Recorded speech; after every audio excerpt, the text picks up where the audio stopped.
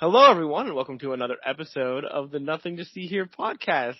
Hi, it's Frankie. It's Hannah. And I am Cinderella. Oh, all right. Wait, can I be a Disney princess also? Yeah, you can. Okay, I'll be Belle. I figured I'd be the Disney princess we were talking about today, but... We're not talking about Cinderella. What do you mean? What are you talking about? We watched Cinderella. No, we didn't. I No. didn't. Really? No. What'd you guys watch? I just spent like an hour and 10 minutes watching a fucking toad commit crimes.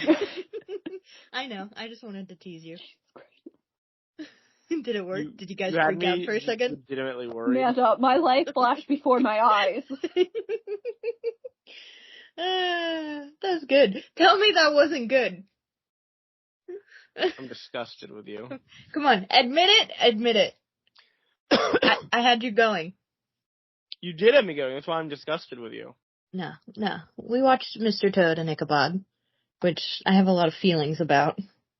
But before I get into my feelings, how was everybody's Easter? It was all right. Busy Easter. Anybody do Easter egg hunts? I know we didn't dye any eggs because the price of eggs is outrageous. I dyed eggs. Did you actually? The rich motherfucker? I only dyed 6 eggs, and I eat them afterwards. Okay. All right. I don't just, waste them. Oh, my family wastes them. Oh, no, I eat them. I make them, and then I eat them as hard-boiled eggs, because I like some nice hard-boiled eggs. I also like hard-boiled eggs, but I didn't know I liked hard-boiled eggs until I was older. So, actually, Frankie, I believe you were there the first time I ate my very first hard-boiled egg, because Katie brought it to me. Yeah. In the media sphere. Katie, yeah, I was so confused as to why Katie had walked into the media sphere with a fucking hard-boiled egg. He just gave me a hard-boiled egg. I'm so sad that I didn't get to witness that. I was at work, working in the media sphere, and we were talking, because me and Katie, I know we talk about Katie a lot in here, but for those of you who don't know, Katie, was in, art therapy undergrad with me. So we had a lot of classes together, and I believe it was around Easter, and I was just like, dying eggs. So. Yeah, dying eggs. I mean, they're fun and everything, but I feel like it's a waste of food. She's like, you don't eat hard-boiled eggs? I was like, I've never had a hard-boiled egg. I imagine it tastes gross. She's like, do you eat scrambled eggs? I was like, yeah. Do you eat, over easy eggs? I was like, yeah. She's like, why the fuck haven't you eaten a hard-boiled egg? Like, To be fair, hard-boiled eggs, wildly different than an over easy egg. Yeah. Well, she was just naming egg things that I've eaten. And the thing that I think got her was, I had eaten deviled eggs before, but I hadn't eaten the egg part. I just took the yolk? The yolk mayonnaise-y part out of it and would eat that instead. And she's like, that's a disgrace. It's like, I bet you it doesn't taste good. And she's like, bet. So showed up in the media sphere with a hard-boiled egg. And made me crack it without knowing how to crack a hard-boiled egg. You don't really crack it, you peel it. Yeah, but I didn't know that, and I also didn't know how hard to hit it. Not super hard. You don't want a million pieces. Believe me, I've learned. My Easter was chill. I didn't do anything because my dad was away with my stepmom and her family.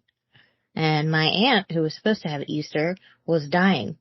Which, by the way, Frankie, we're eating dinner with her at the Chocolatier next week, or this upcoming weekend, so, look forward to that. Oh, okay. You've met my aunt before, I think. Is it the one I've met?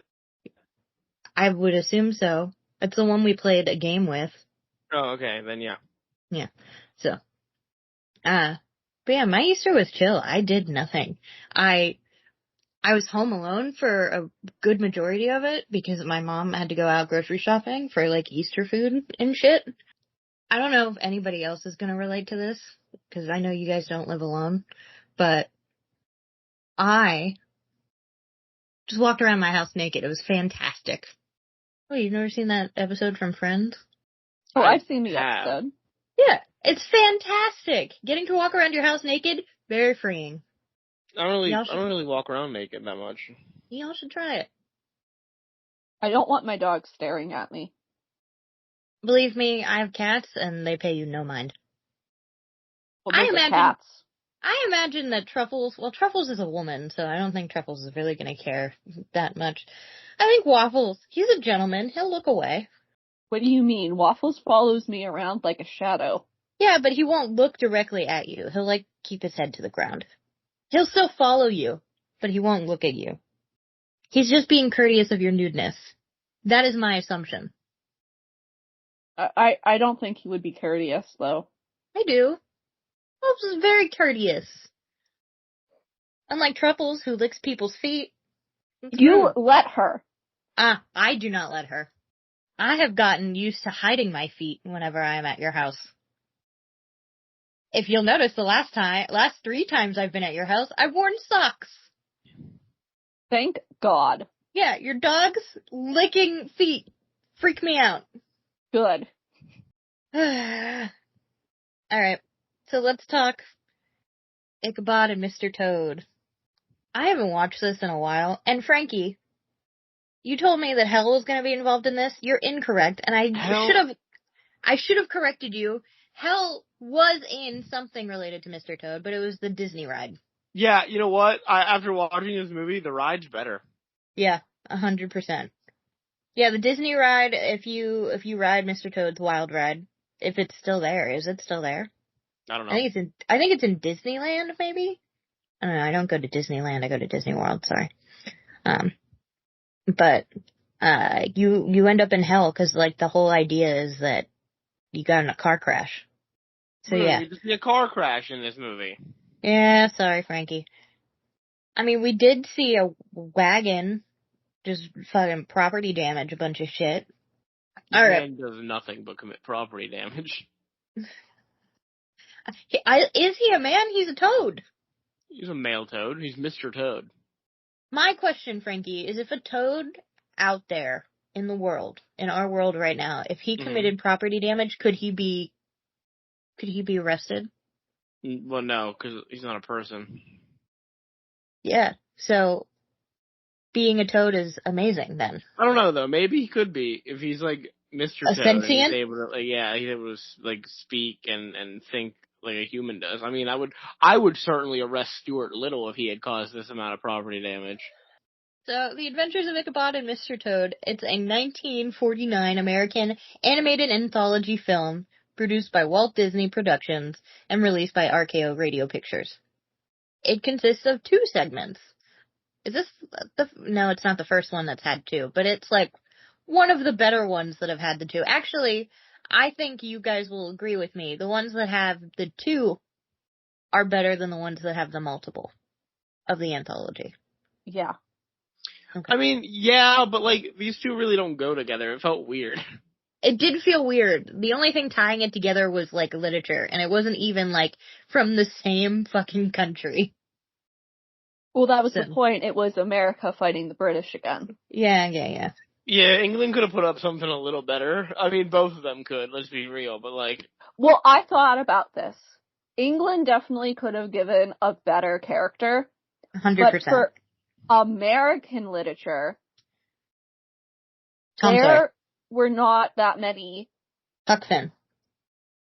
Paul Bunyan was right. They mentioned Paul Bunyan. They did mention Paul Bunyan. I don't think they could have picked a much better story. What about Rip Van Winkle, the man who takes a long nap? Don't give a shit about him. Don't give a shit about Paul Bunyan. Young Goodman Brown. Nah. Also, What if they did a second Pecos Bill, because they did mention him too. Oh, they did, didn't they? They mentioned Johnny Appleseed. Well, they already did those ones, so they're nah, gotta pick something different. I don't know if they've already done Paul Bunyan at this point or not. I couldn't tell you.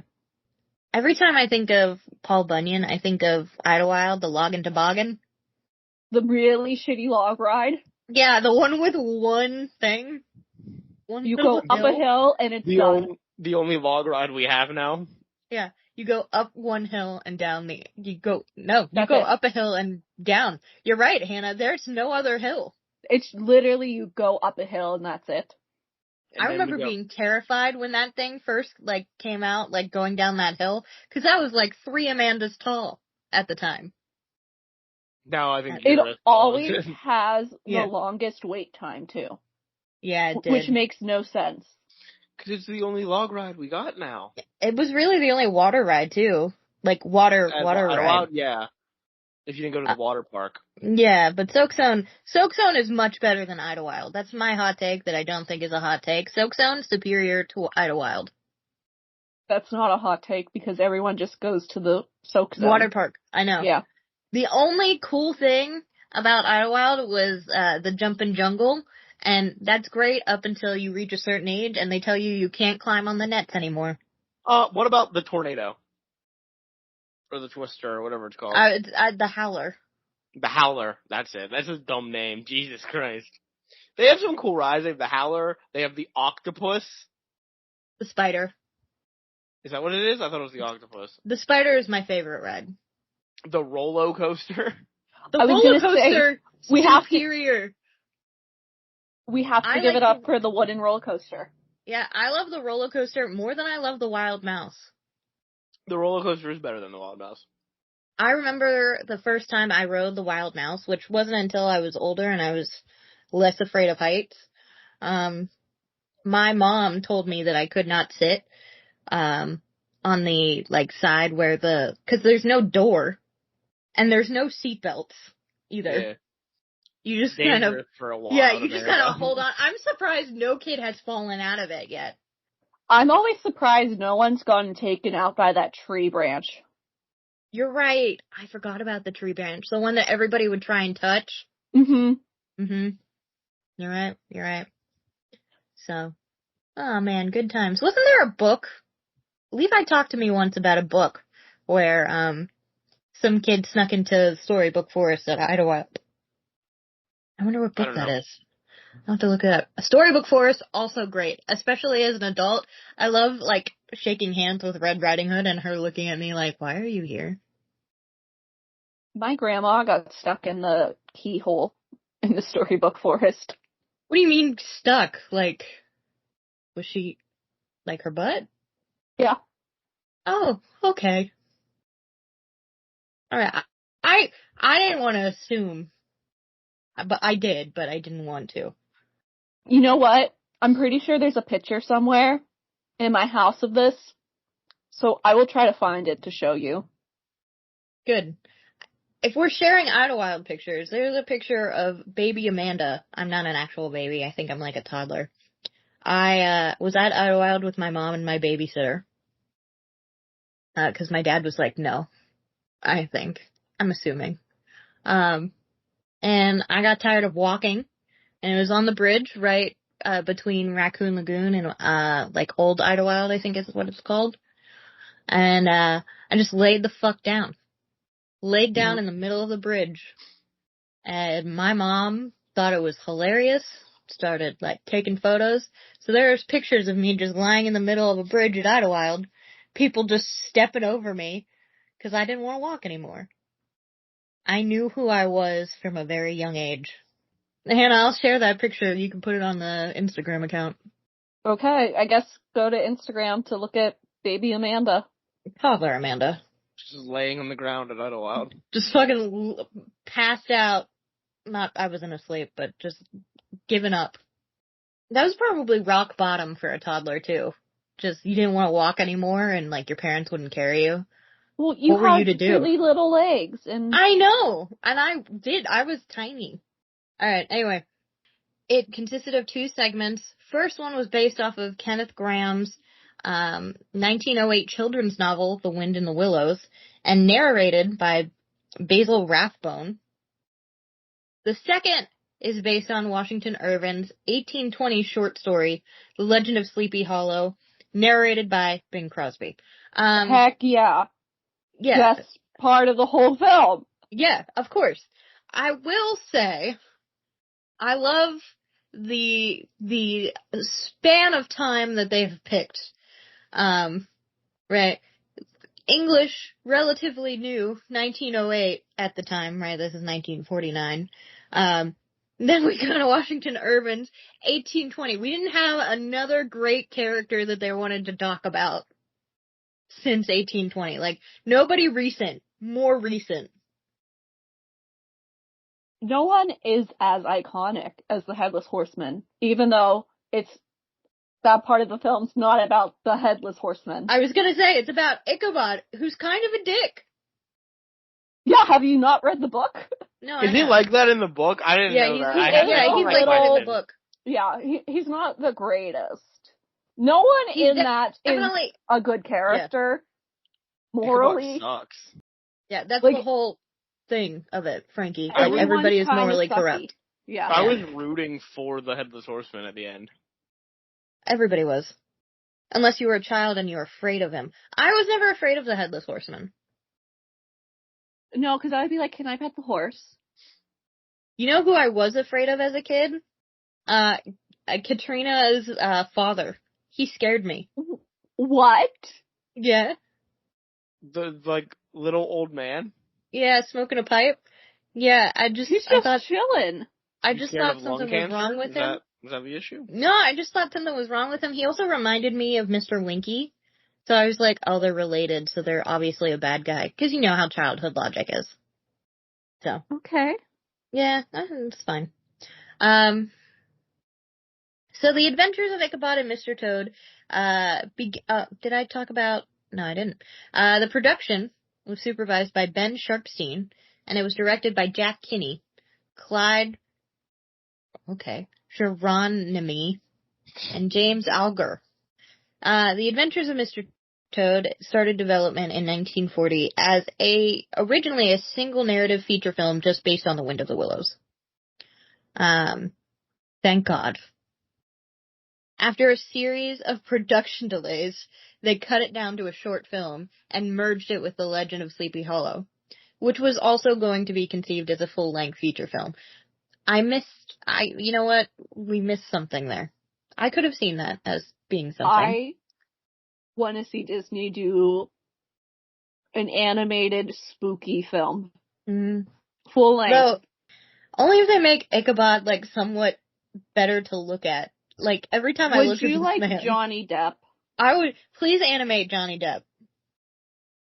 Give me Christina Ricci as Katrina. Give me Johnny Depp as Ichabod. I don't know who played Brom in that movie. It was the last of the studio's packaged film era of the 1940s.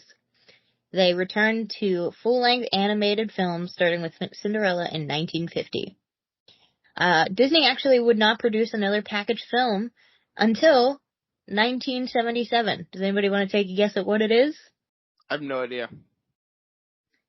I'm assuming it has, Mickey and Friends? No, it is The Many Adventures of Winnie the Pooh. I would have thought of that. Mm-hmm. Yeah, I don't know why. I never think Winnie the Pooh and Disney, even though Disney owns Winnie the Pooh. I was going to say, you can meet Winnie the Pooh at Crystal Palace.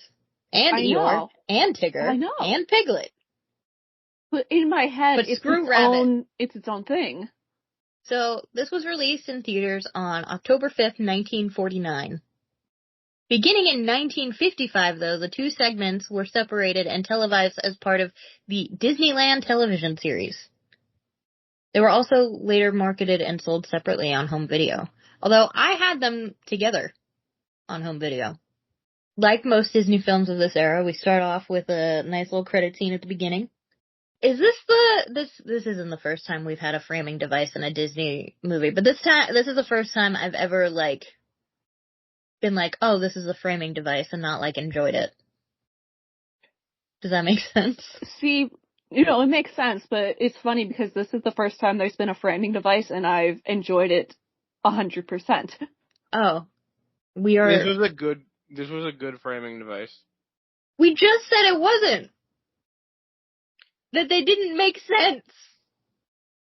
The framing device works. It just would have been better if they had chosen stories that, fit with each other.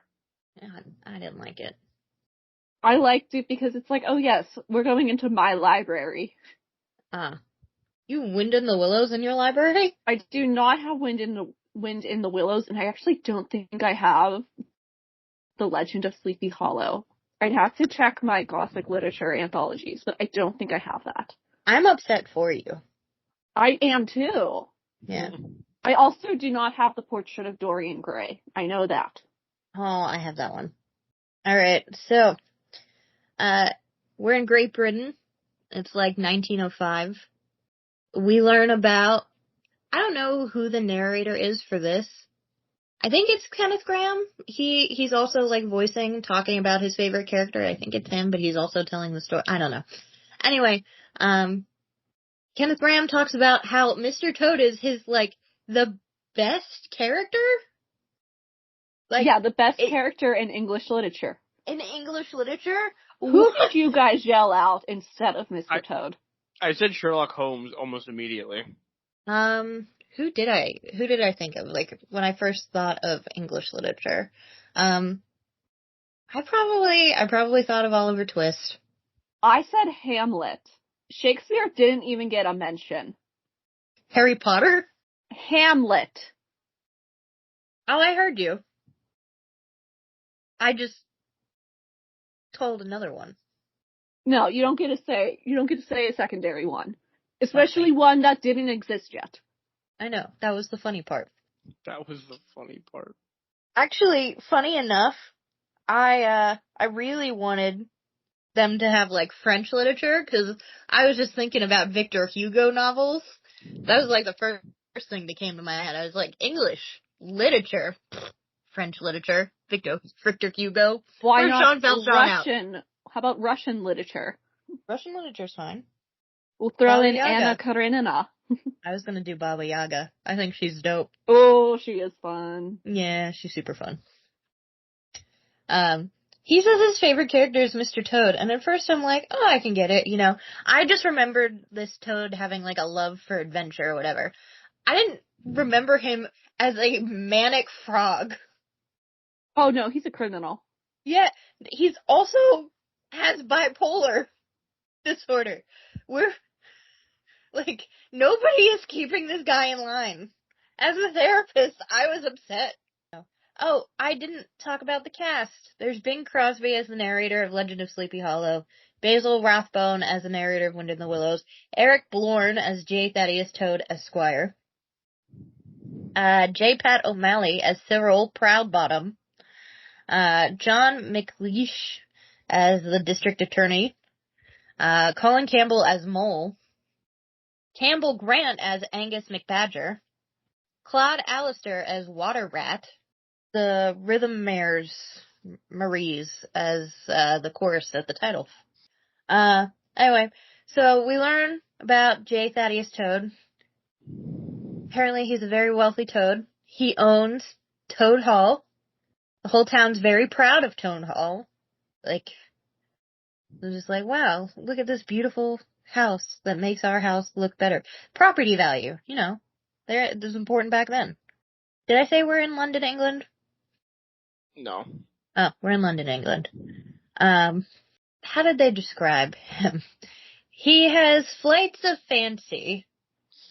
He goes on these wild adventures and has, like, these manic episodes, is what I'm going to continue to call them, about various things that catch his interest.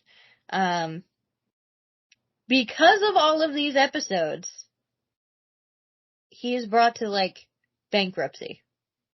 So much so that one of his friends, Angus McBadger, volunteers to be his accountant. I love you guys. I would never volunteer to be your accountant if you guys were in bankruptcy. Unless you paid me. I'm gonna be honest, Amanda. I'd never ask you to be my accountant. Ouch. Why? Your spending habits on candles. That's your reasoning? Yep. I'm fine if it's not my money. I'm not the person that goes around spending other people's money. If I was, you'd be paying for your own Hershey Park ticket. Sure, you just spend your own money. Yeah, exactly. Yeah, that doesn't seem very friendly to me. I don't know, Angus seems like a responsible guy. Yeah, he seems responsible. He also is probably getting shit from this fucking Toad. And he's getting heckled, it seems like every day, from people who want their fucking money from this Toad's reckless shit. So as much as I love you guys, I don't think I would be your accountants. We see, I guess his name is Water Rat. I just heard his name being Rat. I did not hear the water part. Water Rat and Mole are having tea, and they get a nice little letter from Mech Badger to come to the estate at once. And they come, and he is begging them. And I think this old man is just exhausted, because they basically carry him back into the house once they arrive. He's like, please, just stop the Toad. Please stop him. He's gone too far. Apparently, he is driving around in a cart pulled by a horse named Cyril Proudbottom. Just fucking smashing through bushes, and I mean, he looks like he's having a grand old time, but he's manic. Stop him, please. I have had manic patients. Yeah, so the whole idea of mania, there's like the impulsivity. You really don't sleep all that much. At least the clients that I've had. I've literally had clients who've told me, I just slept like an hour and I'm fine and I'm ready to go. It sounds exhausting. I would want to be stopped. No, nobody's telling this fucking Toad no until like right now. They go and they confront him. He is singing a song, by the way. How did we feel about this song? It was called the Merrily Song. I didn't even register the song. You didn't register? Okay. So Frankie did not care? I was waiting for this segment to be over. I didn't care that much about it. Oh, okay. Alright.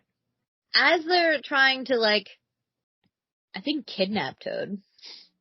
At least take him back to his house. Forcibly remove him. Yeah. Imprison him in his own house. They see a motor car. More importantly, Toad sees a motor car for the first time. And it's taken over by Motor Mania. It's better than Hulkamania. You're right. This little fucking Toad, like, his crazy eyes.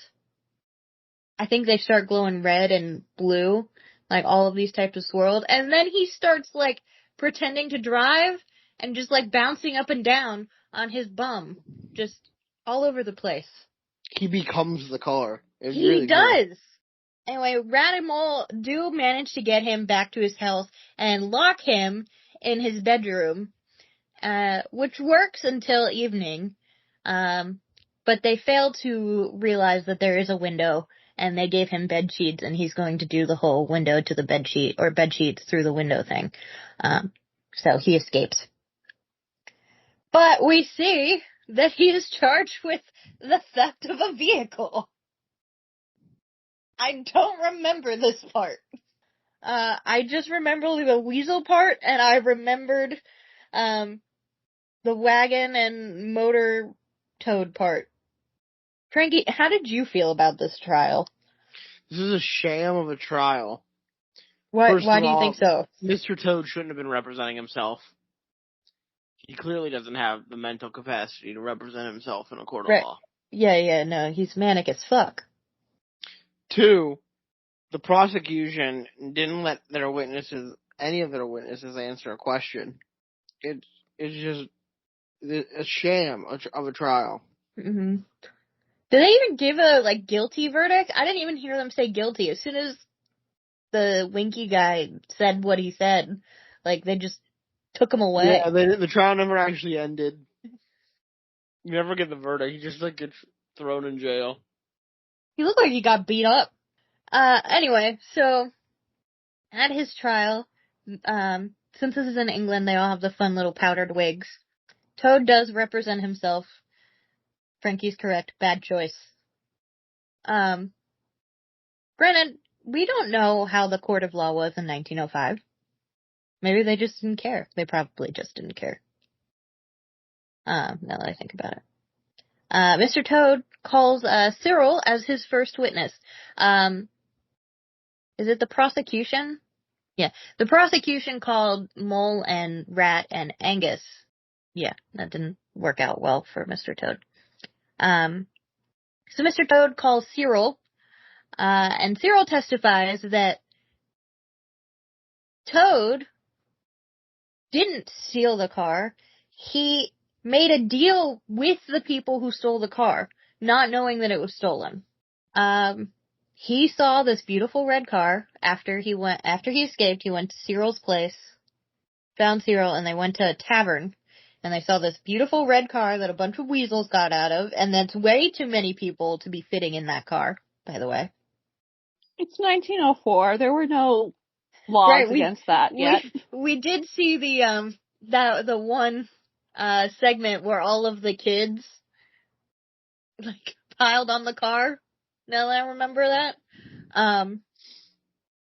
So they go to the tavern, they see the car. Mr. Toad offers to buy the car from them, but has no money. McBadger not letting him have any money. So Mr. Toad offers to trade Toad Hall for the car. He has Mr. Winky, who is the bartender, be the witness to this transaction. So who does he call to the stand? Mr. Winky. Because everybody in the courtroom is like, there's no fucking way that you traded a $100,000 estate, I think is what they said, for a fucking car. He totally did. He's manic. So Mr. Toad calls Mr. Winky to the stand to testify, but Mr. Winky says that Mr. Toad was trying to sell him that stolen car. And Toad is found guilty, on the spot, I guess. And it's just like, fucking taken to prison immediately. In the Tower of London. That is the Tower of London, correct? Yeah, I don't think London is big enough for like Grand Theft Auto. But that was the Tower of London, correct? Yeah. Yeah, I thought so. So it's Christmas Eve now. And Cyril visits Mr. Toad as his grandmother. So Horse is a Toad's grandmother. Okay, sure, whatever. I'm not gonna ask questions anymore. When he comes in, he gives him a disguise. I do remember this part where he was dressed as a woman, because I thought, wow, he looks like a weird little doll. He does. He looks like one of those weird porcelain dolls with the hair and everything. Yeah. He escapes, gives him a disguise. He's dressed as a woman, and he's sneaking around. Dogs are searching after him. Police are searching after him. He runs into a cop. Cop says, "Hi, miss." You're like, "Hi, how are you?" But he still has his ball and chain attached to him, and it falls, and it makes the cop realize this is Mr. Toad. So what does Mr. Toad do? He hijacks a train and starts conducting this train. Just fucking throwing a bunch of coal into this train. I don't know how trains work, but I feel like that's not something you can just learn in an instant.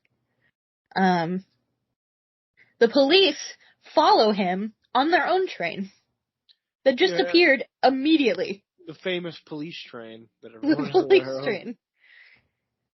They shoot at him quite a bit, but he throws his ball and chain off of the train once it's over a river, and jumps into the water, and he's home free, because the train that he was on is still going, and the police are chasing after that train, not realizing that he has jumped off.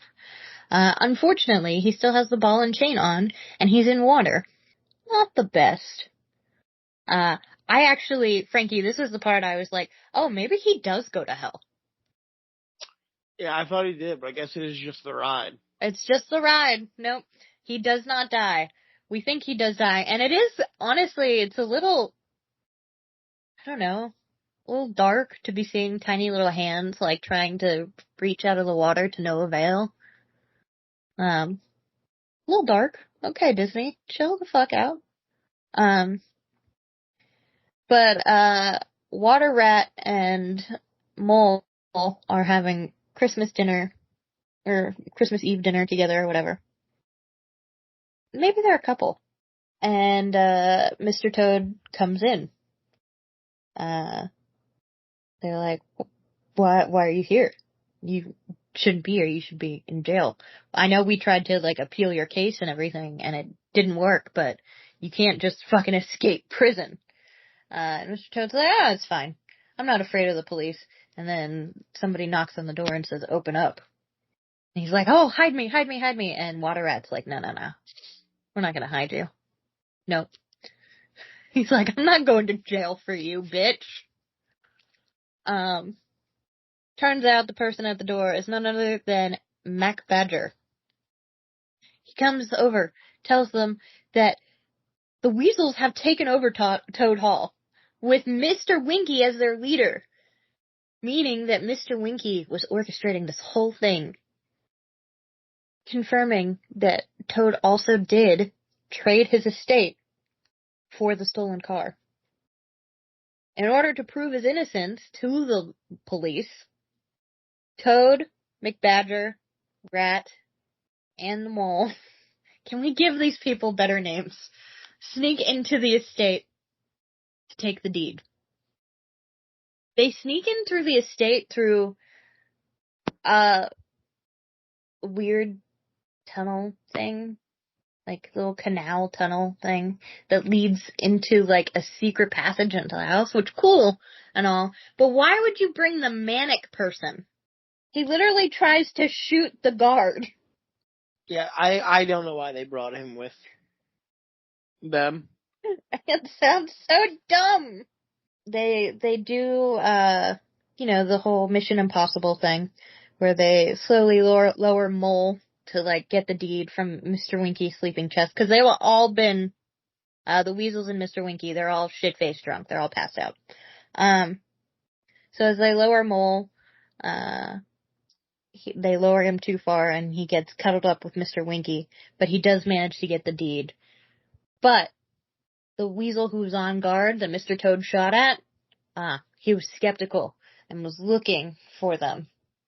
Came in right as he'd gotten the deed and threw a knife at the thing that was holding Mole up, so Mole just fell right on Mr. Winky. I can't get over his name being Mr. Winky. There's a whole bunch of chase stuff, with the Weasels, what have you. They do manage to escape though. Toad does get exonerated, and he gets his house back. Unfortunately for everybody. He has a new obsession. Planes. Great. Yeah. Also, Frankie. Yeah. Technically, Toad is an escaped convict. So, like, shouldn't he still be in jail for, like, escaping prison? I mean, like, I know he was time exonerated. served? They would probably do time served. I don't know how much time he served. Thanks, Siri. I don't know how much time he actually served, but like they might do time served on that. He also stole a train though. That is true. That is true. As McBadger, Rat, and Mole celebrate the New Year, Toad and Cyril fly, very recklessly I might add, on a plane. A plane that I would not ride on. It's one of those stupid Wright brother planes that we learned about, and a victory through air power. The horse is a bad friend. He's a bad influence. The horse is a terrible influence. Alright, next up. The Legend of Sleepy Hollow. Hannah's favorite. Yeah! So, first up, let's talk about this motherfucker. This little bitch. He's a little bitch. He does look like a bird. I forgot how haunting this man is, how lanky he is, how tall he is, how weird looking he is. Oh, How is any woman charmed by him? I want this man's metabolism. I know.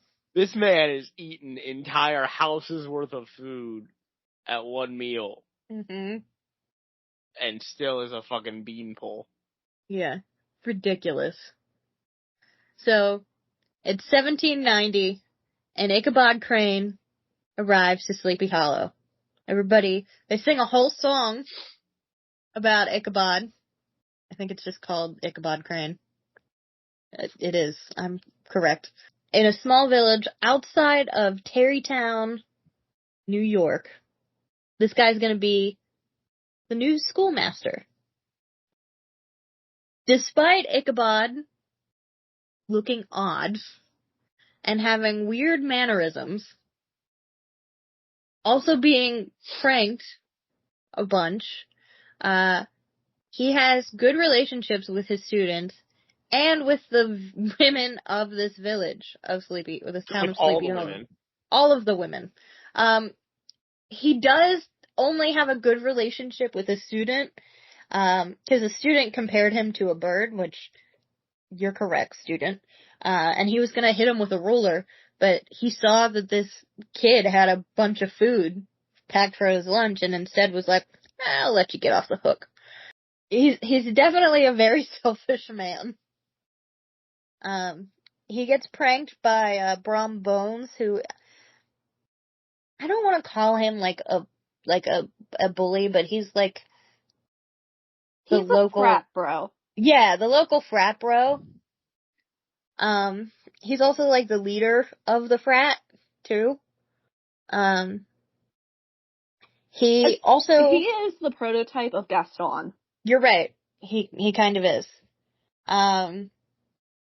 We see that Ichabod like schedules dinners with like different women so that he could just eat their food. Like, we see his social calendar. He also starts teaching piano to a bunch of women who fawn over him. I don't understand. Girls, you can do better. Yeah, but this is 1790 something, and he's new in town. And he can read. You're right. He's educated. He's not making much money, but he's educated. Yeah, I know. So, Ichabod, well, I'm assuming it's a date. Well, on a date with a girl that we see pretty frequently.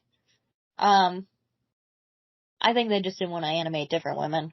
While on a date with a girl, he sees Katrina Von Tassel. She is the daughter of the richest farmer in town, Baltus Von Tassel. Also, I don't think this is mentioned, but in the book, kind of hinted at that her and Brom are, like, engaged, kind of. He is the alpha male in town. Yeah, like and she's the richest woman in town, so it's kind of just heavily implied. Like, everyone knows they're gonna get married at some point. Right, yeah. So it's just that. But it's never, like, addressed here. I think it's pretty much implied. Yeah, I mean it is, but it's never, like, outwardly stated, so. But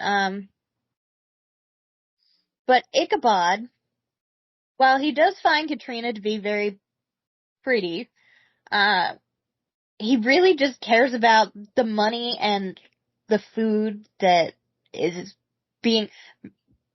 He wants the land. Yeah, the food that's being made on the farm, the farmland, the riches, really, that's all he wants, because he can buy as many turkeys as he wants then. Katrina being pretty is just like an added bonus. Yeah. Let's talk Katrina for a little bit. You know what? Go for it, my girl. You know what you're doing. I'm not saying jealousy is always a good thing in relationships, but I know you're obviously trying to make Brom jealous. Which is why you're okay flirting with a bunch of men all of the time. Ichabod starts to try and woo Katrina. Now, I'm pretty sure, again, I think it's one of those implied things, that she's only again doing this to make Brom jealous. She's also probably pissed off at him, because every time he comes around her, all of her little manservants, or whatever, that are in love with her and will do her bidding, fucking flee, because they're afraid of him. I'd be a little pissed too. Now I gotta carry all my own shit. No, because Braum carries it all for her, too. Yeah, but she did seem annoyed. Did she not seem annoyed? I don't remember. I'm pretty sure she had an annoyed face on whenever he first came around when she was coming out of that shop. She's like, oh, you. Braum also has never been challenged before, and tries to compete with Ichabod. But we find out that Ichabod, despite being a tall, lanky little fucking bastard, can actually serve up a pretty good challenge to Braum. Makes him kind of look like an idiot. And wins Katrina over at every opportunity. Though, I don't think she's being won over. I think she's doing it just to kind of be like, see, I could choose other people. Just to kind of make him jealous and angry. Super healthy relationship. Honestly, I think it works for them, though. I don't know. Something tells me they're gonna end up like the woman from the one clan and the man from the other clan, in that one short. Yeah, but they're not from warring families. Yeah, but I don't know. I feel like it's not gonna end well. A relationship like that, I don't feel like it ends well. Despite what books will have you believe. So, Halloween comes around, and they have, the Van Tassel, Baltus, he throws a Halloween party, I'm gonna call it. I'm sure it's called something else, or they called it something else. I'm gonna call it a Halloween party. It's a Halloween. They say it's a Halloween dance. Alright. So at the party, Ichabod and Katrina are dancing, and Braum tries to separate them in a bunch of different ways. Never works. All of his attempts, complete bust. But we find, and Braum finds, that Ichabod is extremely superstitious at dinner when he knocks over salt and throws it over his shoulder. I will say, there's a very good thing of, like, there's something Disney used to be good at. Uh-huh. Very subtle foreshadowing. Mm-hmm. When we first meet Ichabod, and he's walking into town, he's about to walk underneath a ladder, and then stops himself, and goes around it. I did not even notice that, Frankie. He also sends a black cat away from him, so a black cat doesn't cross his path. I just thought that he was just being rude to cats. That just made me hate him. I have a black cat.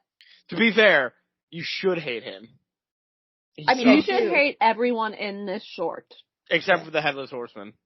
Yeah, except for him. He's just killing it. He didn't really do anything wrong. He's just looking for a head. Yeah. Braum decides to scare him with the tale of the Headless Horseman. The Headless Horseman, he travels through the woods every year on Halloween, looking for a head to replace the one that he lost. The only way to escape from him is to cross a bridge, at which point all of his power will be gone and he'll disappear. All of the other guests find this very amusing, knowing it's just a ghost story. Little tall tale or whatever. Katrina's even laughing. She looks super happy. But Ichabod is story. Yeah, Ichabod fucking freaking out. Also, at one point, Braum, when he's telling the story, he puts a blanket over his head and pretends to ride a chair like the Headless Horseman. He looks fucking stupid there. What are you talking about? He's a great storyteller. No, he looks like a fucking idiot. And that is, I want you to know, if I wrote notes, that would be in my notes. So, riding home from the party, Ichabod kind of becomes Snow White. He gets scared about everything, but he doesn't have an excuse because he's not a fucking 14-year-old. Although, it's dark at night, I guess. Maybe that's an excuse. But he's right next to a spooky graveyard. Yeah, whatever. We were next to a spooky graveyard in college, and we didn't care. No, we took photos in the graveyard for fun. I know. So his imagination starts to get the better of him, right? Gets real anxious, and he gets to the hollow where the Headless Horseman is supposed to appear. Nothing happens. He thinks he hears hoofs, but they're just, cattails hitting a log. He also hears, like, voices, like, beware and Ichabod and shit like that. So, him and his horse, which, by the way, the horse's name is Gunpowder, Good name. begin to laugh The at how... horse has a name? Yeah, his name's Gunpowder. That's adorable.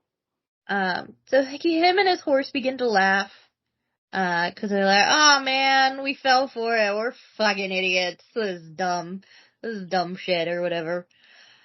Except they're not, because the Headless Horseman shows up, mounted on a very beautiful black horse, which, by the way, if you're in Disney World during Halloween, you can actually see the Headless Horseman at their Halloween parade. Smash. I think the Headless Horseman is their best piece of animation thus far. Yeah, I would agree with that. Is anybody else going to agree with me on the Smash part? I wouldn't smash the Headless Horseman.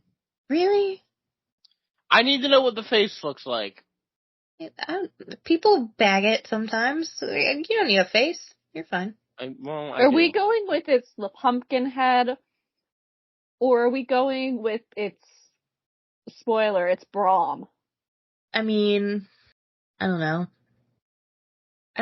I think I'm going with the Headless Horseman, not Braum, but no pumpkin head. So he just doesn't have a head. Right, yeah. So he just ain't given no head. Man. You don't always need head. He could be good with his fingers. You don't know, Hannah. Some guys are better with their fingers. Yeah. Some guys are better with their fingers than they are with their mouths. Anyway, the Headless Horseman, he shows up on his little horse. He's not a little horse, it's a big horse. It's an adult horse. His black horse, holding a jack-o'-lantern with fire fucking coming out. Like, this isn't just like a jack-o'-lantern that's like, has a little candle in it. No. This thing is fucking on fire. And he also has a sword, by the way. So Ichabod and Gunpowder start to run away from the Headless Horseman, and they go through, like, the forest. Ichabod's nearly decapitated a couple of times. The horse also almost gets decapitated, which... ridiculous. Don't hurt the horse. What is the Headless Horseman gonna do? Put a horse head on him? He'll look stupid. And people will also hate you. You won't be cool anymore. Can we agree with that? If he cuts off a horse's head and tries to use that as his head, he's not cool anymore? Yeah, I would hate him. Yeah, don't do that. The horse didn't do anything to you. Yeah, Gunpowder's fine. He's an old little baby. Yeah, we love him. So, Ichabod remembers that if you cross that bridge, he'll be safe. But he ends up accidentally turning back, because I think that his horse gets flipped around or something. And he runs into, like, full-on runs into the Headless Horseman, and is horrified to see that the Headless Horseman indeed has no head. It's good advertising. I'll say that. Very good. He does manage to turn around and rides across that bridge, but as he looks back, the Headless Horseman throws his jack-o'-lantern, which we assume hits him. Which, even if the pumpkin did hit him and the fire did hit him, it's not going to decapitate him. It'll burn his face. It'll just hurt. It'll fucking hurt. It'll be like getting hit in the face with like a soccer ball or basketball. It's gonna hurt. You might get a concussion. But your head's not gonna be lobbed off. Concussions are bad, though. Okay, and I've had several. Yeah, they're bad. Yeah, they're awful, but I also have never had my head fucking lobbed off because I got a concussion. So, we see that all that was found near the bridge the next morning is Ichabod's hat and pumpkin remains. What happened to the horse? Yeah, what did happen to Gunpowder? What happened to Gunpowder? This whole... all we've been doing recently is just being mean to horses. Are you referring to marzipan? I am referring to marzipan. Would you like a Justice for Gunpowder shirt now too? Justice for what? Why? I just want to know what happened to gunpowder. We know what happened to marzipan. Disgustingly abandoned on an island. That Mattel and Barbie refuses to respond regarding a hashtag Justice for Marzipan, by the way. Marzipan could never escape that island he was abandoned on. But here, what happened to gunpowder? Did he die? Did he escape? You don't know. It depends on if you think the Headless Horseman's real or just Brahm. I believe the Headless Horseman is real. And yeah, this one, it's supposed to, in this short, it is supposed to allude to him being real and not Brahm in this case. Oh, really? I also believe, Yes. I also believe that in this little scenario, let's go with Ichabod dying. That Ichabod, because he's a little coward bitch, Mm-hmm. he shoved gunpowder in front, so it was an accidental death. That's not accidental, that's murder. That is murder. Water. Accidental on the part of the Headless Horseman. So you think I think the Headless Horseman went to kill Ichabod. Ichabod shoved the horse in the way, and so he accidentally killed the horse. And then because of that, Ichabod got an even more brutal death. I like to think that the Headless Horseman was expecting him to be conniving and like prepared for that. Maybe like took an apple and like threw it to distract gunpowder. Threw a sugar cube real fast. Yeah. Some marzipan. He apologizes. He's like, I'm sorry. Yeah. I'll mourn you. And he's like, do you want to be my horse? That's my hot take. He's too little of a horse. He's too small. No. He could be a rescue horse, just living out his days. He's just hanging with the Headless Horseman at the Headless Horseman's, like, little rescue horse ranch. His horse rescue sanctuary. Yeah. We talk shit on the Headless Horseman for being a bad guy. We don't know that. He's just out looking for his head that he lost and rescuing some horses on the way. Yeah. It's fucking slander. Yeah, the only person he attacks in this entire movie or short is Ichabod, who sucks. So yeah, who is definitively a bad guy. So yeah, we don't know what happens to Ichabod. Some people say that Ichabod did survive and he married a wealthy widow in a distant county and had kids that looked just like him. Yeah, horrifying. Too many children, also. Yes. However, the Dutch settlers, I don't care, refused to believe such nonsense. Why are the Dutch settlers? They're Dutch. In New York, that's who settled New York. The Dutch. Yeah. Oh. So they're Dutch settlers because that's who lives there. I just thought it was specifically only Dutch settlers, like maybe the Italian settlers didn't care enough. No, that village is the Dutch settlers. Oh, okay. Alright, thank you for explaining. Please cut this out. No, that's too funny to believe. The Dutch settlers are really upset about that. They all believe he died, but the Italian settlers and the English settlers, they're debating it still. They're looking for definitive evidence. You guys suck. So the Dutch settlers refuse to believe that and do believe that he was, how did they put it? Spirited away, by the Headless Horseman. By the way, Brahm does marry Katrina, and Katrina plans a big old smooch on Brahm. She was waiting. She was ready. Yeah. She was cooking. Mm-hmm. So. She's like, I can finally do this. Yeah. It passed my test. It had to suck to have to wait till marriage to kiss your betrothed. What if he was a bad kisser? You're just stuck with that. That is the end of The Adventures of Ichabod and Mr. Toad. So, where are we ranking the movie? Can you give me the top 10? Are you putting this in the top 10? Maybe. Let me hear the top 10. Alright, in reverse order, 10 to 1. Make Mine Music, So Dear to My Heart, Melody Time, The Three Caballeros, Pinocchio, Saludos Amigos, Fun and Fancy Free, Dumbo, Snow White, and Bambi. I will put it above Make Mine Music. But below So Dear to My Heart? Amanda. Fine, I'll put it above So Dear to My Heart. Fine. I really like that lamb. But the lamb's like the only thing about that movie. I know, but I like it. You got a good 30 minutes with this one. Fine, I'll take The it. Adventures of Ichabod and Mr. Toad is now number 9. Alright. So. Next up is Cinderella. Yeah, it is. A real film. I've never heard Frankie so excited to watch a Disney princess movie. I can't wait to watch a real film. It has one of my favorite pieces of animation ever. And also Walt Disney's favorite piece of animation ever. Which is... Got it. Love those mice. I hate you. It is, Cinderella's... It is Cinderella's dress, transforming from rags into a beautiful ball gown. So not Gus Gus? No, not Gus Gus.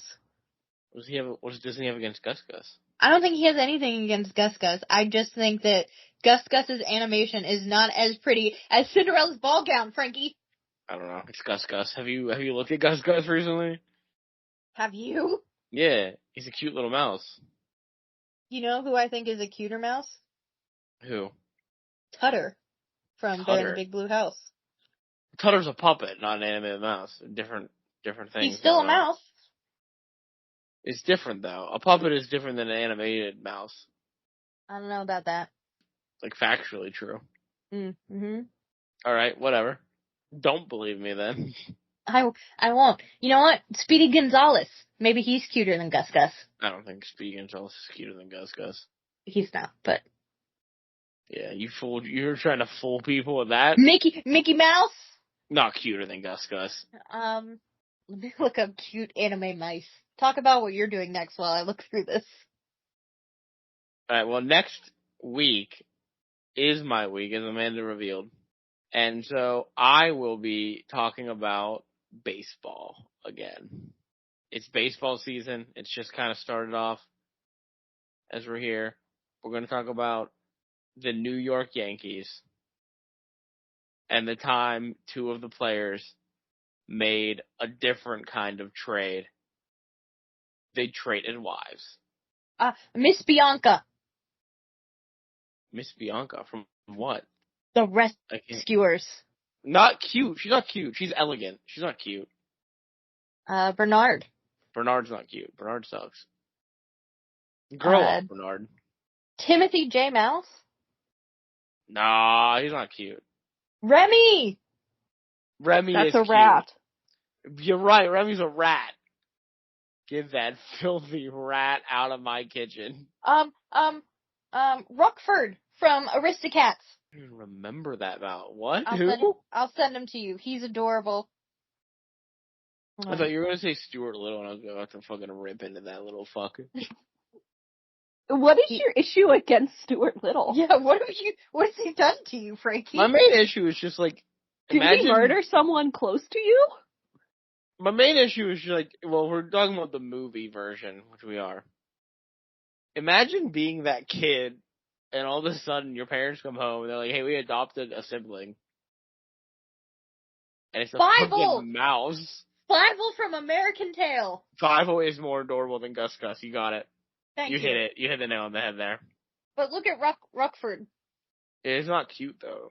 He's adorable. And he has the voice of Winnie the Pooh. But next week we're going to talk about the time the Yankees traded wives. I'm scared. I'm also scared. Don't be scared. That doesn't make me less scared. Yeah, Jesus, Frankie. It's not a scary story. It's a story. Okay. I don't want to say funny. I don't know if it's funny. It's weird. A weird event in sports history. Well, that's all we have tonight, I think. Unless anyone has anything else they'd like to add. I have nothing. All right, well then, join us next week when we'll talk about the Yankees trading wives. And until then, let's take care of business and wrap up this episode. As of recording, we are on YouTube and Spotify. If you're listening to us on YouTube, remember to like, comment, and subscribe, and follow, and like, comment, subscribe, and hit the bell. That's it. Hit the bell for the notification, so you know when each episode is uploaded. If you're listening to us on Spotify, remember to follow the show, leave a rating and review. No matter where you're listening, though, please remember to share the show with someone you might think will enjoy it. We'll have a good time listening to what we do each and every week.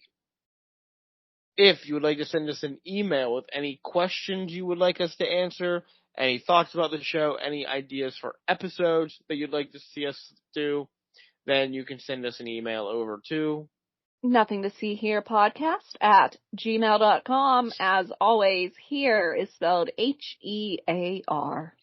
If you would like to see some great artwork done by Amanda, some funny memes created by Hannah, and images of things that we discussed in the episode, including a picture of Amanda laying down on the ground at a theme park, you can head on over to our Instagram page over at Nothing to See Here pod. Right now, there's a banana with human legs. On our Instagram? Yep. The Chiquita banana lady. Oh no, I forgot about that. I buried that entire episode after I edited it. I've been posting a lot of cursed images recently. I haven't been on the Instagram in a while because of that. I buried it from my mind. I think that's everything. I certainly feel like I'm done. So saying goodbye and good night, it's Frankie. It's Hannah. Yeah. Go read a book. Hell of an ending there. Thanks. Goodbye. What do you want from me? Proud of you for that. Thanks. Go read a book. Bye. Go read The Legend of Sleepy Hollow. Or The Portrait of Dorian Gray. Please, goodbye. Please, everyone. Bye. We're leaving. Bye-bye. Bye.